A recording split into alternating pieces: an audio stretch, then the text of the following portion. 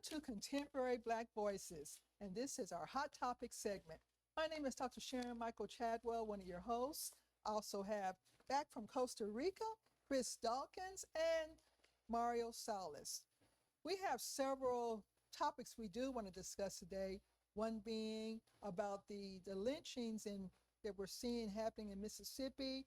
The next one about federal Governor Dr. Lisa Cook, whether she, about changes in her ability to stay on the Federal Reserve Board. We also want to look at the impact of the suspension of these environmental protection projects and all the funding that's been associated with it. And finally, I want to read a statement from the Congressional Black Caucus. So in Mississippi, Delta State University, a young brother by the name of Demo Travion Trey Reed, he was found hanging in a tree on the campus of Delta State University. From what I'm reading, what I'm seeing, the old stereotype of, well, he hung himself. And then the other issue we saw was a homeless man by the name of Corey Zukatis. He was also found hung from a tree. So what were you guys' thoughts about when you heard about these hangings? Well, these lynchings. Well, I thought about the 1960s, the 1950s, the 1940s.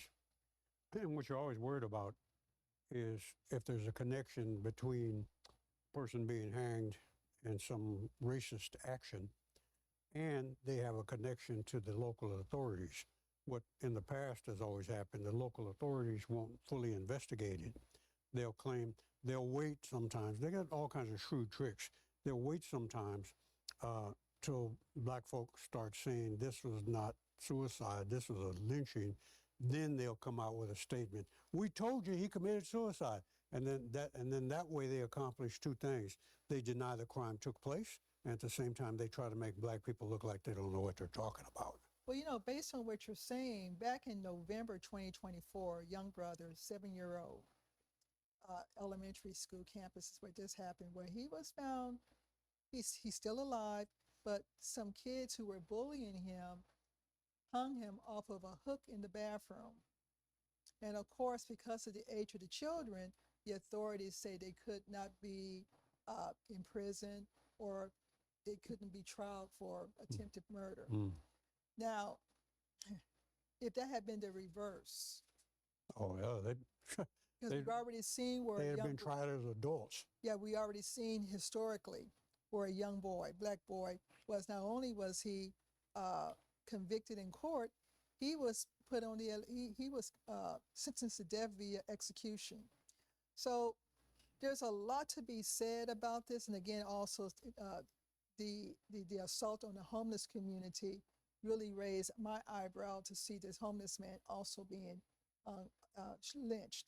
So we've got a lot of stuff going on that gives pause to the notion that we are really going to have to walk with caution. My reaction was, really? We're still going through this kind of stuff? And if you really think that what we've gone through for the last 200 years, and we're now back to almost square one, to where we thought we had come from, then what do we have to look forward to? That's my question. More hell, if you ask me. Well, who wants more hell? Nobody, except for the people we know that are trying to create it. You can't create a dictatorship unless you create hell, and you have to make it look like the hell's on one side and the right's on the other. And that's the way the game is played in a dictatorship. Even if we can absolutely prove beyond a shadow of a doubt that he was hanged by some racist, they'll if they want to, or if they have the ability to, they'll deny that happened, and just continue going on like the way they're going. And this is just one incident. I mean, we're talking about all kinds of things that are going on in America today that are appalling. Yeah, well, what are they doing now? Scraping homeless people off the street in some cities, literally scraping them off the street. moving them out, destroying the camps, whatever place they have to live in a trash can sometimes. So homeless people are not people that this administration likes. And we already know they don't like black people, so or brown people. So we know what that's. In my opinion, all of this just fits the atmosphere that we live in. And then we had a school shooting last week that we're not hearing about. Oh my God! Call out the National Guard, You right? know, and so our kids are under assault, and I'm sorry, university students as well.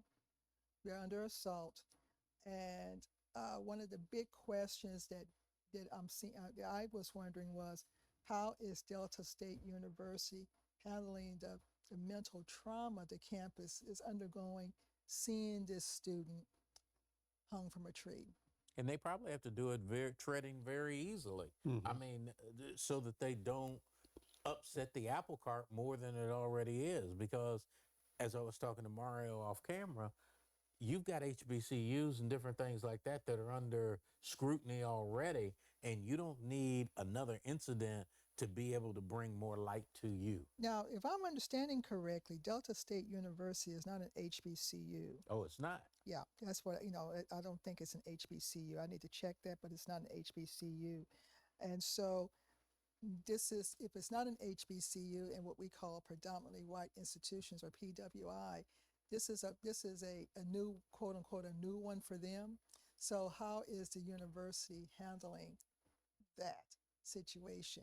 Because not everybody on that campus is supporting what happened. Right. So there's a lot of mental trauma that's now a ghost on that campus because of this death. And of course, the mobilization of the public on issues like this. What do we do next? What do we do next? Just real quick on going back to the hanging thing. If you've got a guy, and I can almost quote it verbatim, a guy saying that there are blacks prowling around trying to attack white people, and y'all might recognize who said that. He's being turned into a martyr now. Mm-hmm. She said that. I'm not saying that. He said that. If someone says something like that, it's going to encourage the people who are racist to go and commit whatever crimes they want, because this guy, the leader of the band, said to go do it because blacks are prowling around trying to kill whites. Carl, can we put Trey's picture back up one more time? No. You can't? Okay. Well, our prayers go out to the Reed family, as well as, I'm going to go ahead and say, Corey's Zukatis' family as well. On our next topic, there's been a lot of efforts to remove Federal Governor Dr. Lisa Cook from the Federal Reserve Board. And finally, it came down in the course that she could not be reserved. Part of the reasons that was manufactured was that she had two primary residencies, and it turns out she had two residencies, but one was a vacation home. So there's a lot to consider as to, well, what's the significance of this to the Black community? So I did a little research, and basically, there's a lot going on right now on that Federal Reserve Board, especially the cuts in the federal rates because of inflation. And to replace, say that he was successful in having her removed, there's a possibility that someone with less experience would have been placed on that board. And the fact that the board had to reduce the federal rates, interest rates, to me, I feel more comfortable of them doing it because they can monitor when to stop it. But if you have someone on that board who has no idea as to what they're talking about, what damage would it have not only to families, but to the nation at large? And that would benefit Trump. Somebody didn't know what they were doing, because then he would tell them what to do. Mm-hmm. So there are some benefits for right now. This is a time you're trying to borrow any money. The borrowing costs may decrease. There's still a lot of labor market uncertainty. And one of the things that a lot of people or don't realize is that um, there are a lot of Black folks who don't have jobs right now. And when you start looking at it from, well, what is I got to do with the tea in China? Well, when you have a lot of Black folk, when you have Black folks not able to spend money, it does impact the overall economic recovery narratives, because collectively we spend about $3 trillion a year on the market. And so when jobs are at risk, there's that tendency to stop spending money. So that $3 trillion not floating around the market does have an impact on what's going on. Uh, there are social specific vulnerabilities.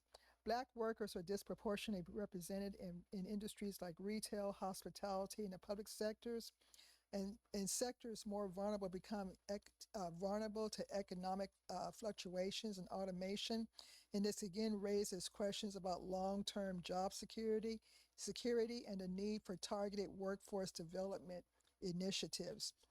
So basically, having Dr. Cook on that reserve board position as a governor helps not only us, but it will help the community, the nation at large. In that, one, she adds, I'm going to use this word, she adds diversity to the discussion on how she is seeing things. Oh wow, you might be arrested for using that word nowadays. And for me, it's about control, okay? At the state that we're in right now in this country, yes, I would like to see the diversity or a Black woman or a Black person in that position. However, we're fighting for more of the right to be able to remain independent. And I think at this particular point, that's more important than being able to who actually is sitting there.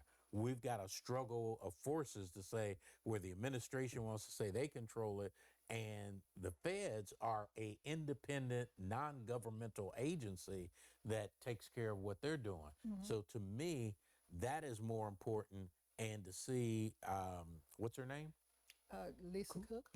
To see Lisa Cook to remain there is a help with that struggle to maintain independence. And don't be surprised if Trump finds a way to make that board not independent anymore, because he's working on it. Oh, I believe so. Yeah, executive order. Yeah. I mean, he's going to try everything he possibly can. And they've already appealed it to the Supreme Court, if I'm not mistaken. Yeah. Yeah. So who knows what's going to happen? Maybe if he doesn't win there, he'll try some other trick. He's not going to stop. So that's one thing people need to realize. He's not going to stop. He's bent on this road toward complete control. And the sooner we realize that, the better we'll have a better understanding of what he's up to. Correct. Okay, so we're seeing more cuts in funding. And these cuts in funding will in particularly hurt Black communities, especially in the southern states. And so the environmental protection monies that were designated for the environmental protections in communities have been suspended. And so you have communities like Jackson, Mississippi, where for a long time they've been having water distribution issues. There has been communities, especially at Louisiana post-Katrina, where the infrastructures are still damaged. We're seeing an increase of hookworms in these types of communities, because of the poor management of the pipelines and stuff leading to homes. So now it's a situation where, what do we do now? In those communities, you made me think of Flint, Michigan, and that dirty water there. But in those communities that have no real health things being ameliorated, improved, and then that funding taking place, then you've got all kinds of things that can arise from that. Number one, oftentimes they'll take land that's polluted, nobody knows about. There's an old garbage dump buried underneath, and then build houses on top of it. And if you don't have the protection to prevent that from happening, then who do you think they're going to sell those houses to right off the top? So it'll be people marginalized who they sell it to, black people, brown people, poor whites even for that matter. So there's no protections. You're going to cut funding for that. I mean, we've seen that happen here in San Antonio with Willowwood, matter of fact, being built partially the Salado Creek, a dump right under or next to the Salado Creek. Never told the residents about that when they bought those homes there. Luckily, they did put a cap on it, what they call an impervious clay cap, where that fumes and Cannot toxic come up. can't come up. So, but that wouldn't have never happened unless the community found out about it. So, how many of those toxic dumps are still around and nobody even knows? And then you got cancer rates increased like at near Kelly Air Force Base, where they were dumping jet fuel in the neighborhood, and then people that live close to Kelly were getting cancer at unbelievable rates. And then they were also, because I remember my first teaching job here in San Antonio was at Douglas Elementary School. And supposedly they were moving that contaminated dirt from Kelly over near that area. So at this particular school, they suspended the flow of water to certain water fountains because they were contaminated, and they had to spend money, through a bond issue to get water rerouted differently. So in the basement area, that water was contaminated. And they're going to cut the funds on that too, I mean, as you pointed out. Well, anyway, go ahead. I'm just sick of this situation we're living in right now. It's really bad. It is. The next thing we want to talk about here is I'm going to go ahead and read a statement from the Congressional Black Caucus. But before I read this statement, I'm going to paraphrase something that Senator Ted Cruz said that really blew my mind, that he even said it. And basically, he was against any efforts to limit what media was saying in terms of anything that was going opposite of what the administration believed in. He says, if you continue to do this, it will eventually hurt it will hurt the conservative party. In reference to Jimmy Kimmel being fired. Yeah, and that was a surprise too. So I was really shocked to hear Cruz say that. I said, what? Well, he's thinking ahead that when things change, then the shoe's on the other foot. Fox News get the FCC to shut them down. But I mean, if we turn this the other way, so he's thinking ahead.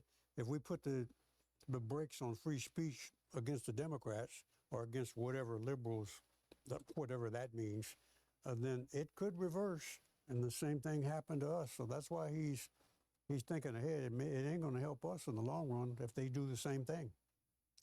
So one of the things that this panel have always questioned is, what are our Black leaders saying? Now, we have some Black pastors throughout the country who have put out some powerful sermons this past Sunday. Oh, yeah.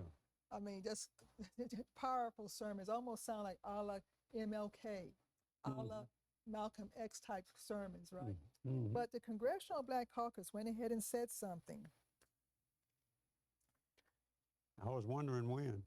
Violence has no place in our politics, whether it is the murder of Minnesota State Representative Melissa Hortman, the January 6th attack on the U.S. Capitol, or the killing of Charlie Kirk.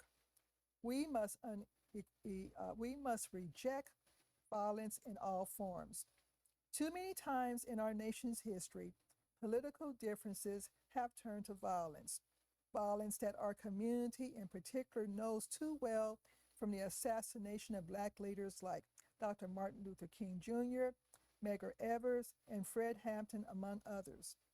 At the same time, we must condemn violence without abandoning our right to speak out against ideas that are inconsistent with our values as Americans.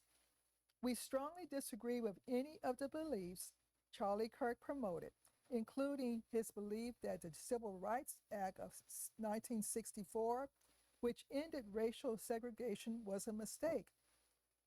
His denial that systemic racism exists, his promotion of the Great Replacement theory, and his offensive claims that Justice Ketanji Brown Jackson, Michelle Obama, and Congressman Sheila Jackson Lee lacking adequate cognitive ability.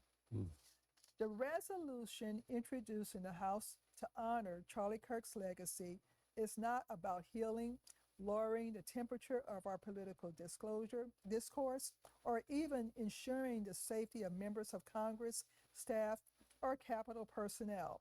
It is, unfortunately, an attempt to legitimize Kirk's worldview, a worldview that includes ideas many Americans find racist, harmful, and fundamentally un-American. In the wake of this tragedy, President Trump has senselessly threatened to go after the political left. The American people are tired of this kind of cynical politics. It is disheartening to see a tragedy used to further divide the country and suppress honest debate. As a conscience of the Congress, the CBC has a responsibility to speak out against this on behalf of our communities, and we are calling on each of our colleagues who share our values to follow suit. Enough is enough. Very good. My question is that, is the NAACP, have they been neutralized or are they just inept?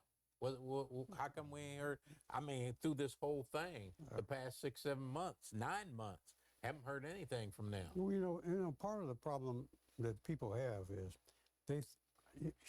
I don't know, they think a hyena is going to change his spots or something. or they think, okay, this is just, the people ain't going to go. I remember a guy telling me one time, Donald Trump will never be elected. Republicans wouldn't.